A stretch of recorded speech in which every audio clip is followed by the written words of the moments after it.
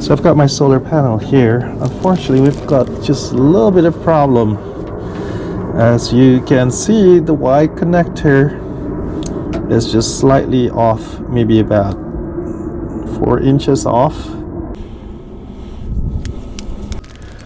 And pardon the mess, I'm trying to install solar panels, so it's a bit of a workshop here on the sun deck.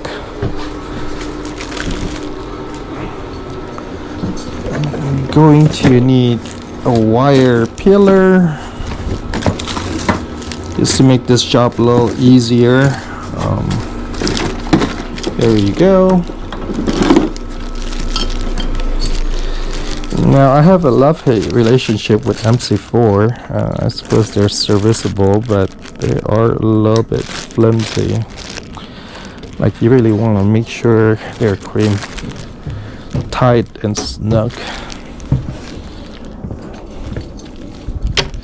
As opposed to butt connector and shrink wrap. They're slightly less trustworthy if you don't crimp them right.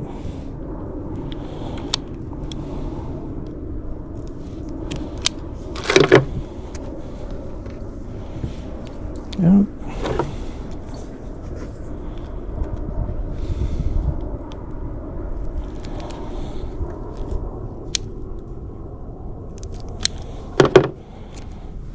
There you go. I'll take that to the trash.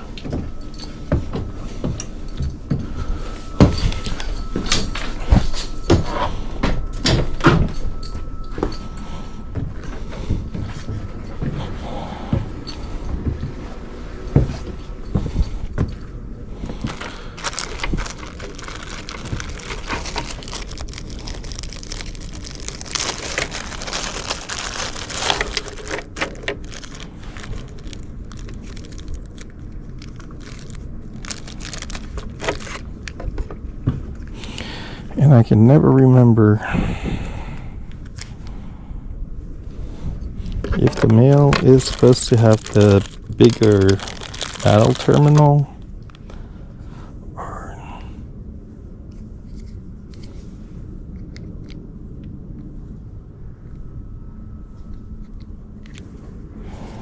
or if it's the female. Looking at this, I think the male is supposed to have the bigger terminal.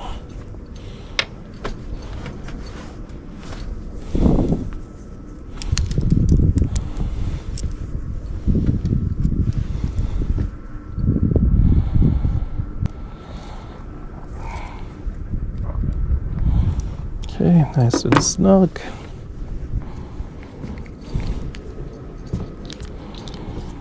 Oops.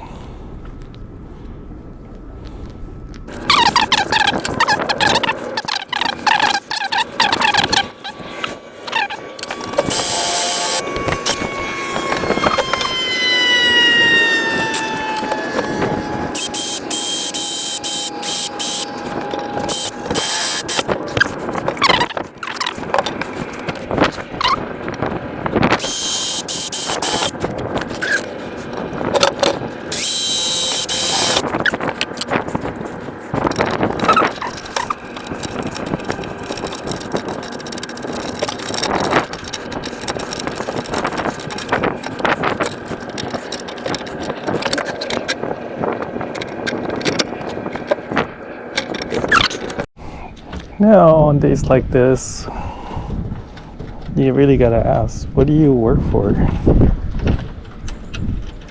Yourself? I hope.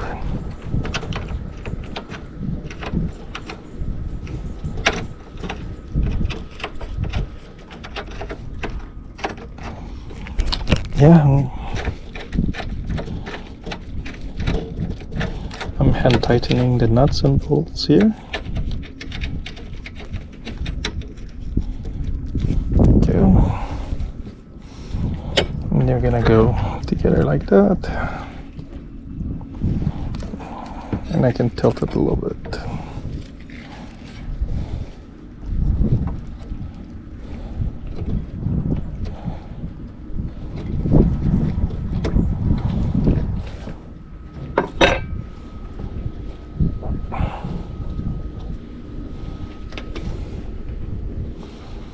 I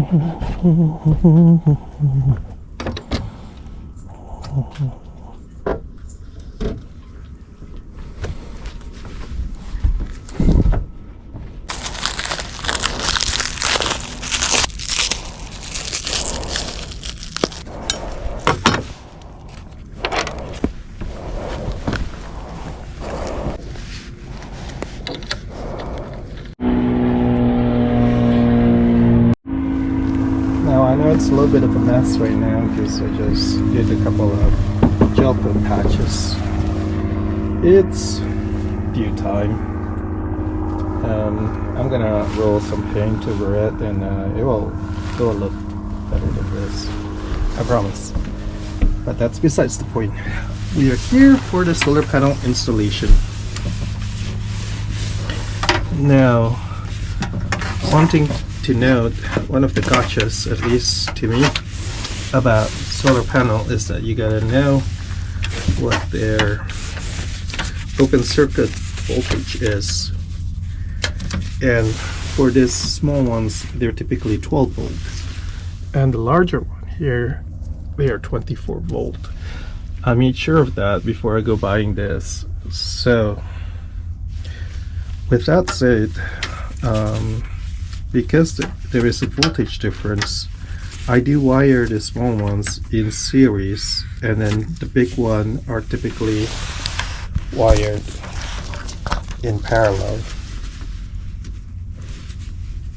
So what that means is, if you look at this, this is allowing that one piece panel and this two piece to be wired in parallel, and the these two pieces are wired in series. So combined together, they match the voltage of the big panel.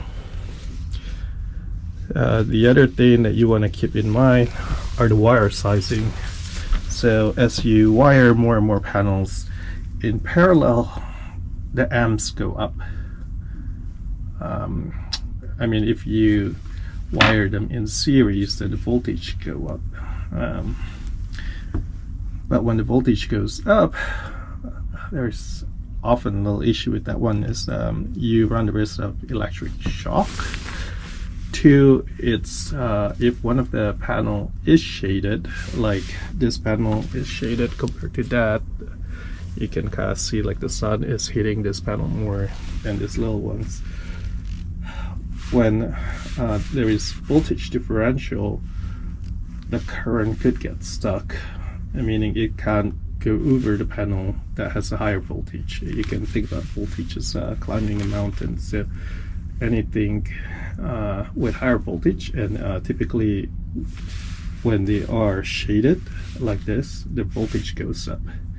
There is open circuit voltage. That means when it's actually producing power, the voltage goes down, the current goes up. When the panels want to lock itself up, the voltage goes up. So it basically causes the gates to close. And that's the way these panels work. So you want to keep that in mind when you're doing the wiring. And yeah, if you wire more in parallel, you want to get a thicker gauge. If you wire more in series, you can stick with a smaller wire, and over longer distance it actually makes sense. However, you gotta watch out for the shading. If they're all facing one direction and you are assured that, you know, more or less they produce the same voltage, they are shaded or lit up the same way, then you are good to go with wiring them in series. That being said, a lot of MPPT controller typically has a lower limit on voltage than they do on amps. So another thing to keep in mind, because the voltage adds up quickly. Alright, I'm gonna continue now. Another thing to keep in mind, or at least I was told, it's best not to complete the circuit until it's dark, or you can cover them with tarp. So in the meantime, I'm gonna leave this open, that way the new panels are not connected. I don't know why that is, because I guess you don't want the current to hit the panels and the MPPT all at once in the search. But that's what I've been told. You can take that with a grain of salt. I have definitely done it without waiting for the sun to go down, and things are okay. But you know, do it at your own risk. Okay. Here is another tip when drilling through fiberglass. Yeah, fiberglass is a hard material, hard enough to snap steel screw like this into half, so it will shear off if you don't pre-drill it, or it could. You're running the chances of shearing it off. So you want to find a drill bit that is not too big nor too small. I like to find a drill bit that is just about the width of the screw itself minus the thread, which this one seems to be if you eyeball it. So I'm going to drill through the fiberglass. Try not to drill all the way through. Another thing to keep in mind is that you need some kind of lubricant for the screw to go in, and I've got that Marine 4000 over there. That will be my lubricant, and then when it dries it will seal the hole nice and tight so water doesn't go through, and when you have water intrusion it tends to get all over the core. Now this boat is a better built boat than most. It doesn't have any balsa coring. It has a foam core. So what that means is that it's not going to leak water and spread all over. If you still don't want it, it will still delaminate even with a foam core. The reason for that is that once water gets inside, it goes through this freeze and thaw cycle, and then every time it freezes and thaw, it will pry open and delaminate the bond between that foam core and the fiberglass. So, yep, you still don't want to take your chances.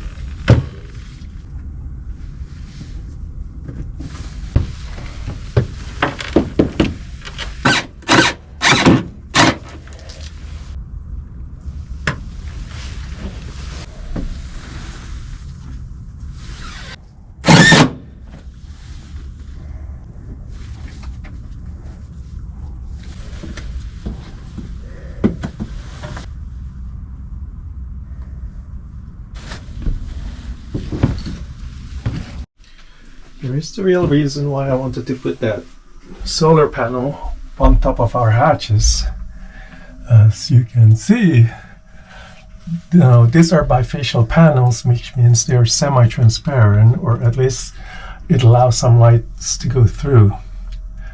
The nice thing about that is that it acts as a shade and privacy curtain at the same time, and they make power off the back of the panel in addition to the front one.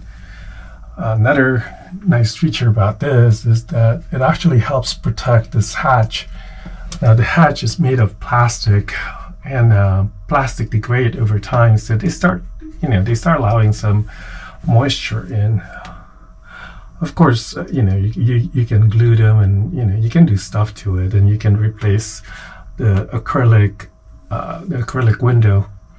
But instead of doing that, I decided, hey, why not just get solar panels? Add to our energy generation, and it allows us to open the hatch even in the rain, and it will protect this shower from getting some of that outside rainwater in, because now the hatch got roof, and I can still raise that panel a little bit more, like a couple of inches up, so it will allow the hatch to open slightly and allow some circulation to go through.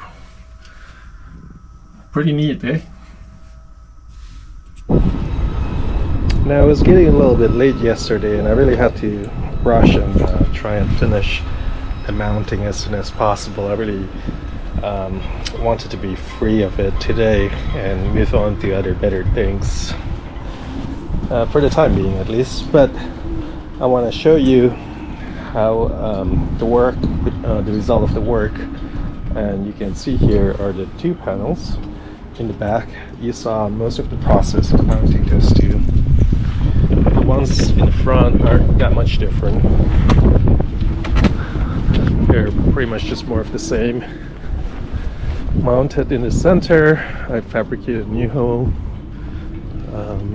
You drill through the glass and use that self-taping screw. As you can see, it's about, I'd say about 4 inches over that hatch. Gives a little bit of shade and protection for those hatches. But yeah, let me show you the result of our work last night. So that expands her capacity to about 6.6 kilowatt now, maybe slightly under, but that's the right ballpark. The terrible thing is that if I pay attention to this,